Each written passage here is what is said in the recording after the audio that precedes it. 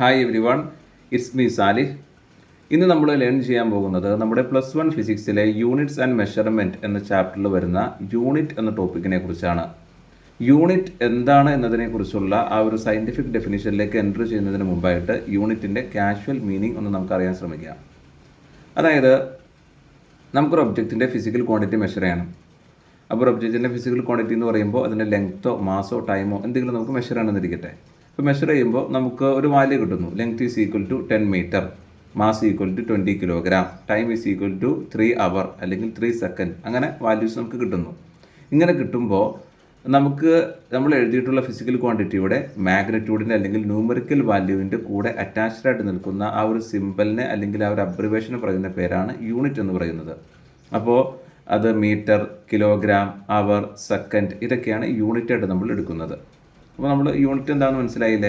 നമ്മളൊരു physical quantity measure ചെയ്യുമ്പോൾ അതിൻ്റെ ന്യൂമറിക്കൽ വാല്യൂവിൻ്റെ അല്ലെങ്കിൽ അതിലെ മാഗ്നിറ്റ്യൂഡിൻ്റെ കൂടെ അറ്റാച്ച്ഡ് ആയിട്ടുള്ള ആ ഒരു സിമ്പലിന് അല്ലെങ്കിൽ ആ ഒരു അബ്രിവേഷന് പറയുന്ന പേരാണ് യൂണിറ്റ് എന്ന് പറയുന്നത്. മീറ്റർ, സെൻറ്റിമീറ്റർ, കിലോഗ്രാം അല്ലെങ്കിൽ സെക്കൻഡ്, അവർ ഇത്തരത്തിലുള്ള യൂണിറ്റ്സുകളൊക്കെ നമ്മൾ കണ്ടിട്ടുണ്ട്, കേട്ടിട്ടുണ്ട്, പഠിച്ചിട്ടുണ്ട്. ഓക്കെ, ഇനി നമുക്ക് യൂണിറ്റ് എന്താണ് എന്നതിനെക്കുറിച്ചുള്ള ആ ഒരു സയൻറ്റിഫിക് ഡെഫിനേഷനിലേക്ക് എൻ്റർ ചെയ്യാം. അപ്പോൾ അതിലേക്ക് കിടക്കുന്നതിന് മുമ്പായിട്ട് ഒരു സിറ്റുവേഷൻ പറയാം. അതായത് എൻ്റെ കയ്യിലൊരു ബുക്കുണ്ട്. ഈ ഒരു ബുക്കിൻ്റെ ലെങ്ത് ഒന്ന് മെഷർ ചെയ്യണം. ഈ ഒരു ബുക്കിൻ്റെ ലെങ്ത് മെഷർ ചെയ്യണം. അപ്പോൾ അതിനായിട്ട് ഞാൻ 5 കുട്ടികളെ വിളിക്കുന്നു. 5 പേരുടെ കയ്യിലും വ്യത്യസ്ത വലുപ്പത്തിലുള്ള ഓരോ സ്റ്റിക്സ് വീതം കൊടുക്കുന്നു. ഓരോ സ്റ്റിക്കിനും ഓരോ പേരിടുന്നു. അപ്പോൾ വ്യത്യസ്ത വലുപ്പത്തിലുള്ള സ്റ്റിക്ക് എന്ന് പറയുമ്പോൾ ഒരാളുടെ കയ്യിൽ കൊടുത്തിട്ടുള്ള സ്റ്റിക്കിൻ്റെ വലുപ്പം എന്ന് പറയുന്നത് ഈ ഒരു ലെങ്ത്താണ്. ഈ ഒരു സ്റ്റിക്കിന് ഞാനൊരു പേൾ എന്നുള്ള പേരിടുന്നു. വേറെ ആളുടെ കയ്യിൽ ഒരു സ്റ്റിക്ക് കൊടുക്കുന്നു. അത് ഈ ഒരു വലുപ്പത്തിലുള്ള സ്റ്റിക്കാണ്. ഇതിൻ്റെ പേര് ഞാനൊരു സ്റ്റഡ് എന്നിടുന്നു. വേറെ ആളുടെ കയ്യിൽ വേറൊരു സ്റ്റിക്ക് കൊടുക്കുന്നു. അത് ഇതിൻ്റെ ഇത്രേ ഉള്ളൂ. ഓക്കെ, ഈ വലിപ്പമാണ്. അപ്പോൾ ഇതിനെ ലാമറ്റ് എന്നുള്ള പേരിടുന്നു. അങ്ങനെ 5 പേരുടെ കയ്യിലും 5 വലുപ്പത്തിലുള്ള സ്റ്റിക്ക് കൊടുത്തിട്ട് ഈ ബുക്കിൻ്റെ ലെങ്ത്ത് മെഷർ ചെയ്യാൻ പറയുന്നു. അപ്പോൾ ഓരോരുത്തരും മെഷർ ചെയ്യുന്നു. ആദ്യം ഈ പേൾ എന്ന, അതായത് ഈ സ്റ്റിക്ക്, ഈ വലുപ്പത്തിലുള്ള സ്റ്റിക്ക്, ഇതിൻ്റെ പേര് പേൾ എന്നാണ്. ഇത് വെച്ചിട്ട് മെഷർ ചെയ്യുന്നു. മെഷർ ചെയ്യുമ്പോൾ 1 2 3 4 5. അപ്പോൾ ഈ ഒരു പേളിൻ്റെ 5 ടൈംസ് ആയിട്ടാണ് ബുക്കിൻ്റെ ലെങ്ത്ത് നിൽക്കുന്നത്. അപ്പോൾ അയാൾ പറയും ഈ ബുക്കിൻ്റെ ലെങ്ത്ത് എന്ന് പറയുന്നത് 5 പേൾ എന്ന് പറയും. അടുത്ത ആൾ സ്റ്റഡ് എന്ന് പറയുന്ന സ്റ്റിക്ക് ഉപയോഗിച്ചിട്ടാണ് മെഷർ ചെയ്യുന്നത്. അയാൾ മെഷർ ചെയ്യുമ്പോൾ 1 2, അപ്പോൾ 2 സ്റ്റഡ് എന്ന് അയാൾ പറയും. അതായത് ഈ കാണുന്ന സ്റ്റിക്കിൻ്റെ 2 ടൈംസ് ആണ് ഇതിൻ്റെ ലെങ്ത്ത് വരുന്നത്. ഇതിൻ്റെ പേര് സ്റ്റഡ് എന്നായതുകൊണ്ട് 2 സ്റ്റഡ് എന്ന് പറയും. അടുത്തത് ലാമറ്റ് എന്ന് പറയുന്ന ഒരു സ്റ്റിക്ക് ഉപയോഗിച്ച് മെഷർ ചെയ്യുന്നു. അതപ്പോൾ ഇതിനേക്കാളും ചെറുതാണ്, ഇത്രയേ ഉള്ളൂ. ഇത് വെച്ച് മെഷർ ചെയ്യുമ്പോൾ ഇതിൻ്റെ 3 ടൈംസ് ആണ് കിട്ടുന്നതെങ്കിൽ നമുക്കിതിനെ 3 ലാമറ്റ് എന്ന് പറയും. അപ്പോൾ ഇങ്ങനെ പറയുമ്പോൾ പ്രോബ്ലം എന്താണ്? ഓരോരുത്തരും ഒരു വസ്തുവിൻ്റെ ഫിസിക്കൽ ക്വാണ്ടിറ്റി, ഇവിടെ നമ്മൾ ലെങ്ത്താണ് എടുത്തത്, ഓരോരുത്തരും ഒരു വസ്തുവിൻ്റെ ഫിസിക്കൽ ക്വാണ്ടിറ്റി മെഷർ ചെയ്യാനായിട്ട് വ്യത്യസ്ത തരത്തിലുള്ള ഇൻസ്ട്രുമെൻറ്റ്സ് ഉപയോഗിക്കുമ്പോൾ കിട്ടുന്ന വാല്യൂവിൽ ആ ഒരു വ്യത്യസ്തത ഉണ്ടാകും. അത് ഡിഫറെൻ്റ് ആയിരിക്കും. അപ്പോൾ ഉള്ള പ്രോബ്ലം എന്താണെന്ന് വെച്ചാൽ ഈ ഒരു ഡിവൈസിനെ കുറിച്ച് അറിയില്ലാത്തവരെ സംബന്ധിച്ചിടത്തോളം ഈ വാല്യൂ എത്രയാണെന്ന് അവർക്ക് ഇമാജിൻ ചെയ്യാൻ കഴിയില്ല, മനസ്സിലാക്കാൻ കഴിയില്ല. അപ്പോൾ അതിനകത്തൊരു യൂണിഫോമിറ്റി ഉണ്ടാവില്ല, ഒരു യൂണിവേഴ്സാലിറ്റി ഉണ്ടാവില്ല, ഒരു ഗ്ലോബൽ കമ്മ്യൂണിക്കേഷൻ അവിടെ പോസിബിൾ ആവില്ല. ഈ ഒരു സ്റ്റിക്കിനെ കുറിച്ച് അറിയാവുന്ന ആ ഒരു റീജിയനിലുള്ള അല്ലെങ്കിൽ ആ ഒരു പ്രദേശത്തുള്ളവർക്ക് മാത്രമാണ് ഈ ഒരു വാല്യൂ എന്താണെന്ന് മനസ്സിലാക്കാൻ പറ്റുള്ളൂ. അപ്പോൾ ഇതൊരു ഗ്ലോബൽ കമ്മ്യൂണിക്കേഷന് അല്ലെങ്കിൽ മറ്റ് സ്ഥലങ്ങളിലേക്കുള്ള ഒരു പ്രോപ്പറായിട്ടുള്ള ഒരു മെഷർമെൻറ്റിനോ ഒക്കെ അത് ബുദ്ധിമുട്ടായി തീരും. അപ്പോൾ ഇത്തരത്തിലുള്ള ഒരു പ്രോബ്ലം ഉള്ളത് കൊണ്ടാണ് നമ്മൾ ഒരു യൂണിറ്റ് എന്ന് പറയുന്നൊരു കോൺസെപ്റ്റ് ഇൻട്രൊഡ്യൂസ് ചെയ്യുന്നത്. അതായത് എല്ലാവരും ഒരേ വലുപ്പത്തിലുള്ള ഒരു സ്റ്റിക്കാണ് ഉപയോഗിച്ചതെങ്കിൽ ആ സ്റ്റിക്കിന് ഒരു പേരാണ് ഇട്ടിട്ടുള്ളത് എങ്കിൽ എല്ലാവർക്കും കിട്ടുന്ന ആൻസർ എങ്ങനെയായിരിക്കും? സെയിം ആയിരിക്കും. ഇപ്പോൾ ഞാൻ ഈ കാണുന്ന സ്റ്റിക്കിന് ഞാനൊരു മീറ്റർ എന്ന് പേരിട്ടു. മീറ്റർ എന്നാണ് ഈ സ്റ്റിക്കിൻ്റെ പേരിട്ടത്. ഞാൻ ഈ മീറ്റർ വെച്ചിട്ട് മെഷർ ചെയ്യുന്നു. ഇപ്പോൾ മെഷർ ചെയ്തപ്പോൾ ഈ മീറ്ററിൻ്റെ 2 ടൈംസ് ആണ് ഇത് കിട്ടിയതെങ്കിൽ ഞാനിതിന് പറയും ഈ ബുക്കിൻ്റെ ലെങ്ത്ത് 2 മീറ്റർ എന്ന് പറയും. ജസ്റ്റ് എക്സാമ്പിളാണ് കേട്ടോ. ഇനി അടുത്ത ആളും ഇതേ ബുക്കിനെ കൊടുക്കുന്നു. ആ ബുക്കിനെ കൊടുത്തപ്പോൾ അയാൾ മെഷർ ചെയ്യുന്നു, അയാൾക്കും 2 മീറ്റർ എന്ന് തന്നെ കിട്ടും. അപ്പോൾ ഈ മീറ്ററിൻ്റെ വലിപ്പം എന്താണെന്ന് എല്ലാവരും അറിയിക്കുന്നു. ആ 1 മീറ്റർ ലെങ്ത്തിലുള്ള സ്റ്റിക്ക് എല്ലാവർക്കും പ്രൊവൈഡ് ചെയ്യുന്നു. എന്നിട്ട് അവർ മെഷർ ചെയ്യുന്നു. അപ്പോൾ അവർ പറയുകയാണ് ഞങ്ങളുടെ നാട്ടിൽ ഒരു തെങ്ങുണ്ട്, ആ തെങ്ങിൻ്റെ ലെങ്ത്ത് എന്ന് പറയുന്നത് 10 മീറ്റർ എന്ന് പറയുമ്പോൾ നമുക്ക് മനസ്സിലാവും, അത്രയും വലിപ്പത്തിലുള്ള ഒരു തെങ്ങാണ് അവിടെ ഉള്ളതെന്ന് അവർക്ക് മനസ്സിലാവും. അതുപോലെ തന്നെ അവർ പറയുകയാണ് എൻ്റെ കയ്യിൽ വലിയൊരു വുഡിൻ്റെ ഒരു റോഡുണ്ട്, ആ റോഡിൻ്റെ ലെങ്ത് എന്ന് പറയുന്നത് 20 മീറ്റർ ആണ് എന്ന് പറയുകയാണ്. അപ്പോൾ കേൾക്കുന്നവർക്ക് മനസ്സിലാവും 20 മീറ്റർ, കാരണം നമ്മുടെ കയ്യിലുള്ള മീറ്റർ എന്ന് പറയുന്ന ആ ഒരു വലിപ്പത്തിലുള്ള സാധനത്തിന് ഇത്ര ടൈംസ് ആണെന്നുള്ളവർക്ക് മനസ്സിലാക്കാൻ സാധിക്കും. അപ്പോൾ നമ്മളിത് പിന്നീട് എന്ത് ചെയ്തു, കുട്ടികളുടെ പാഠപുസ്തകങ്ങളിലൂടെയും അല്ലെങ്കിൽ ന്യൂസ് പേപ്പേഴ്സിലൂടെയും അല്ലെങ്കിൽ സോഷ്യൽ മീഡിയാസ് ഉണ്ടെങ്കിൽ അതിലൂടെയൊക്കെയും ഇതിനെക്കുറിച്ച് പ്രചരിപ്പിച്ച് ഈ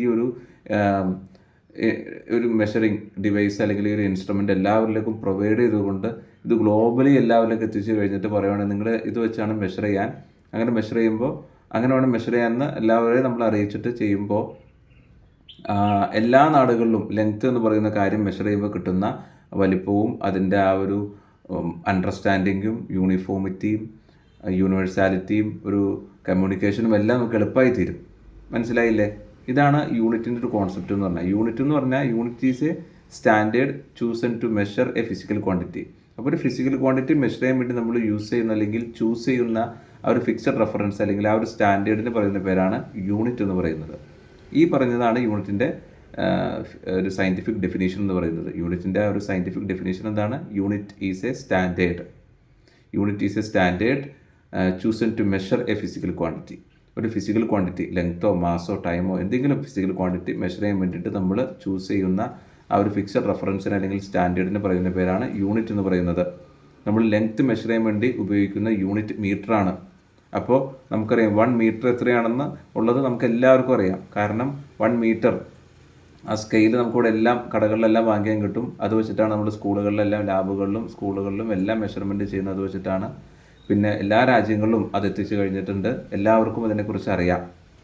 ദെൻ ഈ ഒരു 1 മീറ്ററിനെ നമ്മൾ ഈക്വൽ 100 പാർട്സ് ആക്കിയിട്ട് ഡിവൈഡ് ചെയ്ത് കഴിഞ്ഞാൽ ഈ ഒരു 1 മീറ്റർ സ്കെയിലിനെ നമ്മൾ 100 ആയിട്ട് ഈക്വലി ഡിവൈഡ് ചെയ്തു. അതിനകത്തുള്ള ആ ഒരു ചെറിയൊരു പീസ് എടുത്തു. ആ ഒരു പീസിനെയാണ് നമ്മൾ 1 സെൻറ്റിമീറ്റർ എന്ന് പറയുന്നത്. ആ ഒരു ചെറിയ പീസിനെ നമ്മൾ ഈക്വൽ 10 പാർട്സ് ആക്കി ഡിവൈഡ് ചെയ്ത് കഴിഞ്ഞാൽ അതിനകത്ത് വരുന്ന ചെറിയൊരു പീസ് എടുക്കുമ്പോൾ അതാണ് 1 മില്ലിമീറ്റർ എന്ന് പറയുന്നത്.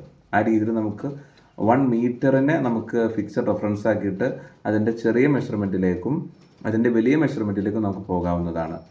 ഓക്കെ, 1000 മീറ്ററിനെ നമ്മൾ 1 കിലോമീറ്റർ എന്ന് വിളിച്ച് നമുക്കങ്ങനെ യൂണിറ്റിനെ ആ ഒരു സ്റ്റാൻഡേർഡിൽ നിർത്തിക്കൊണ്ട് നമുക്കതിൻ്റെ ലോ വേർഷനിലേക്കും അതുപോലെ ഹൈ മെഷർമെൻറ്റിലേക്കും നമുക്ക് പോകാൻ പറ്റും.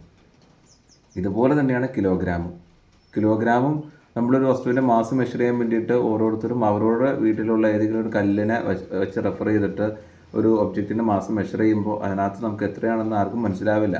അത് മെഷർ ചെയ്തിട്ടുള്ള ആൾക്ക് മാത്രമേ മനസ്സിലാവുള്ളൂ, അല്ലാതെ എല്ലാവർക്കും അതിനെക്കുറിച്ച് ഐഡിയ കിട്ടില്ല. അപ്പോൾ നമ്മൾ ആദ്യം 1 kg എത്രയാണെന്ന് ഫിക്സ് ചെയ്യുന്നു. ആ 1 kg എത്രയാണെന്ന് നമ്മൾ പറയുന്നു, നിങ്ങൾ മാസ് മെഷർ ചെയ്യുമ്പോൾ ഈ ഒരു കട്ടയാണ് ഉപയോഗിക്കാൻ, ഈ കട്ടയ്ക്ക് നമ്മൾ 1 kg എന്നാണ് പേരിട്ടിട്ടുള്ളത്. അപ്പോൾ അങ്ങനെ എല്ലാവരെയും അറിയിച്ച് ആ ഒരു സാധനം എല്ലാവരിലേക്ക് എത്തിച്ചിട്ട് മെഷർ ചെയ്യുമ്പോൾ അത് ഒരു ഗ്ലോബൽ കമ്മ്യൂണിക്കേഷൻ പോസിബിൾ ആകും. അത് എത്രത്തോളമാണ് വാല്യൂ എന്ന് പറയുന്നവർക്കും കേൾക്കുന്നവർക്കും കൃത്യമായ ധാരണ ഉണ്ടാകും. ഇല്ലെങ്കിൽ ഈ ഒരു സ്റ്റാൻഡേർഡ് ഇല്ലെങ്കിൽ നമുക്ക് അതിനകത്തൊരു യൂണിഫോമിറ്റി യൂണിവേഴ്സാലിറ്റി നമുക്ക് കൊണ്ടുവരാൻ പറ്റില്ല. അതാണ് യൂണിറ്റ് എന്ന് പറയുന്ന ഒരു കോൺസെപ്റ്റിൻ്റെ ശരിക്കുള്ളൊരു ആശയം എന്ന് പറയുന്നത്. ഓക്കെ,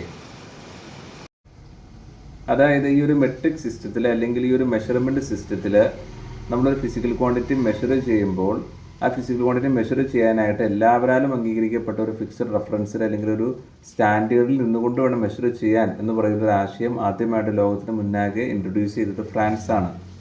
ഫ്രഞ്ച് വിപ്ലവം എന്ന് പറയുന്നത് ലോകത്തിൽ വലിയ മാറ്റങ്ങൾ ഉണ്ടാക്കിയ ഒരു റവല്യൂഷനാണ് ഫ്രഞ്ച് റവല്യൂഷൻ എന്ന് പറയുന്നത്. 1789 നടന്ന ഫ്രഞ്ച് റവല്യൂഷൻ്റെ ഭാഗമായിട്ട് വലിയ സോഷ്യൽ റീഫോർമേഷൻ ഉണ്ടായിട്ടുണ്ട്. അതുപോലെ ഇൻഡസ്ട്രിയൽ റവല്യൂഷൻ ഉണ്ടായിട്ടുണ്ട്. സോഷ്യൽ ഹെറാർക്കിയിൽ വരുന്ന സ്ട്രാറ്റിഫിക്കേഷൻസിലേക്ക് വലിയ മാറ്റങ്ങൾ ഉണ്ടായിട്ടുണ്ട്. അപ്പോൾ അതുപോലെ തന്നെ മെട്രിക് സിസ്റ്റത്തിലും ഈ ഒരു വലിയ മാറ്റം, വിപ്ലവകരമായ മാറ്റം ലോകത്തിന് മുന്നിൽ ഇൻട്രൊഡ്യൂസ് ചെയ്തത് ഫ്രാൻസാണ്. ഫ്രഞ്ച് വിപ്ലവം ടൈമിലാണ്. അപ്പോൾ അവിടെ എന്താണെന്ന് വെച്ചാൽ അന്ന് ഫ്രാൻസിൽ വലിയൊരു മെഷർമെൻറ്റ് കായോസ് ഉണ്ടായിരുന്നു.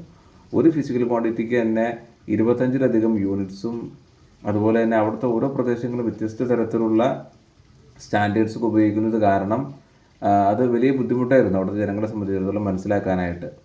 അത് ഓരോ റീജിയൻസിലും അതുപോലെ സൊസൈറ്റിയിലുള്ള ഓരോ ഹെയറാർക്കിയിലുള്ളവരൊക്കെയും വ്യത്യസ്ത തരത്തിലുള്ള യൂണിറ്റ്സുകളും റെഫറൻസുകളൊക്കെ ആയിരുന്നു യൂസ് ചെയ്തിരുന്നത്.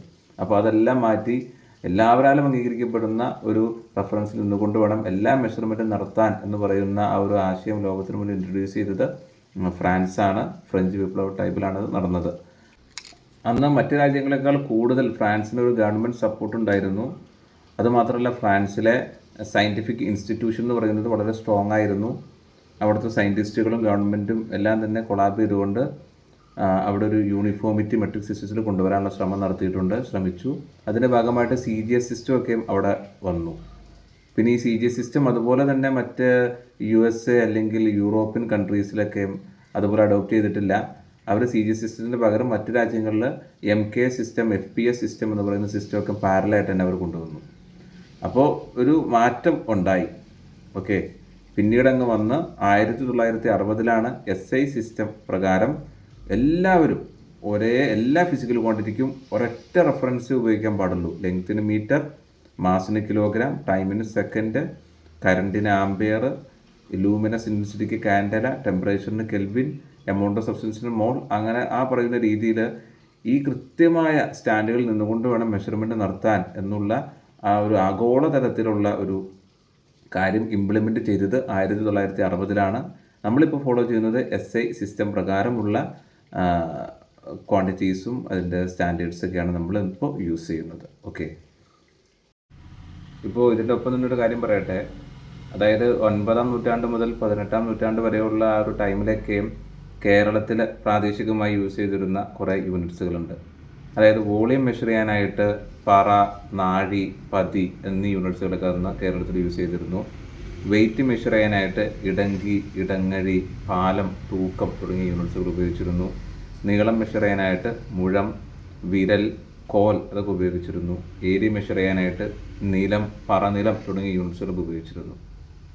അപ്പോൾ ഇങ്ങനെ യൂസ് ചെയ്യുമ്പോഴൊരു ബുദ്ധിമുട്ട് എന്താണെന്ന് വെച്ചാൽ ആ പ്രദേശത്തുള്ളവർക്കാണ് അതിനെക്കുറിച്ചുള്ള ധാരണ ഉണ്ടാവുള്ളൂ. മറ്റ് സംസ്ഥാനങ്ങളിലുള്ളവർക്കോ മറ്റ് രാജ്യങ്ങളിലുള്ളവർക്കോ ഒന്നും ഇതെന്താണെന്നൊന്നും അറിയില്ല. ഇപ്പോൾ വേറൊരു സംസ്ഥാനത്ത് അല്ലെങ്കിൽ വേറെ രാജ്യത്ത് പോയിട്ട് പറയുകയാണ് 5 പറ അരി തരാൻ പറഞ്ഞു, അല്ലെങ്കിൽ അതിൻ്റെ വെയിറ്റ് എന്ന് പറയുന്നത് 4 തൂക്കമാണ്, അല്ലെങ്കിൽ 5 ഇടങ്ങഴിയാണെന്നൊക്കെ പറഞ്ഞു. അവർക്ക് വല്ലതും മനസ്സിലാവുമോ? അല്ലെങ്കിൽ അതിൻ്റെ നീളം 1 മുഴാണെന്നൊക്കെ പറഞ്ഞു. അവർക്ക് മനസ്സിലാവുമോ? ഇല്ല. അപ്പോൾ ഇങ്ങനത്തെ ഒരു മെഷർമെൻറ്റ് കായോസ് ഓരോ സംസ്ഥാനങ്ങളിലും ഇപ്പോൾ നമ്മുടെ കേരളത്തിലെ ആളുകളെ സംബന്ധിച്ചിടത്തോളം ഇതിനെക്കുറിച്ച് അറിയാമെങ്കിൽ ഇപ്പോൾ മറ്റ് സംസ്ഥാനങ്ങളിലേക്ക് പോകുമ്പോൾ അവർക്ക് അറിയണ്ടാവില്ല. ഇനി ആ സംസ്ഥാനങ്ങളിലുള്ളവരെ സംബന്ധിച്ചിടത്തോളം മറ്റ് രാജ്യങ്ങളിലുള്ളവർക്കോ അല്ലെങ്കിൽ തൊട്ടടുത്ത പ്രദേശത്തുള്ളവർക്കോ അതിനെക്കുറിച്ച് അറിയണ്ടാവില്ല. അപ്പോൾ ഒരു മെഷർമെൻറ്റ് കായോസിന് പരിഹാരം എന്ന രീതിയിലാണ് ഈ സിസ്റ്റം ഇൻ്റർനാഷണൽ ഈ പറയുന്ന രീതിയിലൊരു യൂണിഫോമിറ്റി മെഷർമെൻറ്റ് സിസ്റ്റത്തിൽ കൊണ്ടുവരണം എന്നുള്ള രീതിയിൽ ലോകമൊട്ടാകെ അതിനെക്കുറിച്ച് അറിയിക്കുകയും അത്തരം ഒരു സ്കെയിൽ എല്ലാവരിലേക്കും മെഷറിംഗ് സ്കെയിൽ ഓരോ കാര്യങ്ങളും മെഷർ ചെയ്യാനായിട്ടും ഓരോ ഫിസിക്കൽ ക്വാണ്ടിറ്റീസിൻ്റെ മെഷർമെൻറ്റിന് വേണ്ടിയിട്ടും ഫിക്സഡ് റെഫറൻസ് ഫിക്സ് ചെയ്ത് എല്ലാവരിലേക്കും അത് ഇൻട്രൊഡ്യൂസ് ചെയ്തത്. ഇപ്പോൾ നമ്മൾ ഉപയോഗിക്കുന്നത് SI സിസ്റ്റം പ്രകാരമുള്ള യൂണിറ്റ്സുകളാണ് നമ്മൾ യൂസ് ചെയ്യുന്നത്. ഓക്കെ, 1960-ന് ശേഷം മുതൽ നമ്മളിപ്പോൾ ഒറ്റ സിസ്റ്റത്തിലാണ് മെഷർമെൻറ്റ് നടത്തുന്നത്. അതാണ് സിസ്റ്റം ഇൻ്റർനാഷണൽ എന്ന് പറയുന്നത്. അതിന് മുമ്പൊക്കെ ഇതിൻ്റെ ഒരു സ്റ്റാർട്ടിംഗ് എന്ന് പറയുന്നത് നമ്മൾ പറഞ്ഞല്ലോ, ഫ്രഞ്ച് റവല്യൂഷൻ്റെ ഭാഗമായിട്ട് ആണ് ഇതിൻ്റെ സ്റ്റാർട്ടിങ് വരുന്നത്. പിന്നെ അതിങ്ങനെ ഓരോ രാജ്യങ്ങളിലേക്ക് അവരും ഓരോരോ സിസ്റ്റംസ് അവരുടെ രാജ്യത്തിലൊക്കെ ആകെ യൂസ് ചെയ്തു. പിന്നെ അതെല്ലാം മാറ്റി എല്ലാ രാജ്യക്കാരും, എല്ലാ കോണ്ടിനെൻറ്റിലുള്ളവരും, എല്ലാ കൺട്രീസിലുള്ളവരൊക്കെ തന്നെ ഒറ്റ ഒരു ഫിക്സഡ് റെഫറൻസ്, ഒറ്റ സിസ്റ്റം ഫോളോ ചെയ്താൽ മതി എന്നുള്ളതിലേക്ക് പിന്നെ 1960-ന് ശേഷമാണ് എത്തിയത്. ഇപ്പോൾ നമുക്ക് ആ ഒരു മെഷർമെൻറ്റ് പ്രോബ്ലംസ് ഒന്നും ഇപ്പോൾ ഇല്ല. ഓക്കെ, ഓൾമോസ്റ്റ് എല്ലാം അത് പരിഹരിച്ച് കഴിഞ്ഞു. ഓക്കെ, പക്ഷേ ഇതിൻ്റെ ഒരു സ്റ്റാർട്ടിംഗ് എന്ന് പറയുന്നത് 18th സെഞ്ച്വറിയിലാണ്. അപ്പോൾ 20-ാം നൂറ്റാണ്ടിൻ്റെ പകുതിക്ക് ശേഷമാണ് ഇതിനൊരു കൃത്യമായ സൊല്യൂഷൻ നമ്മളിലേക്ക് എത്തിയത്. ഓക്കെ, അത് സിസ്റ്റം ഇൻ്റർനാഷണലിലൂടെയാണ് അത് പരിഹരിക്കപ്പെട്ടത്. അപ്പോൾ യൂണിറ്റിനെ കുറിച്ചുള്ള എല്ലാ ആശയങ്ങളും എല്ലാം മനസ്സിലായെന്ന് കരുതുന്നു. Okay, thank you.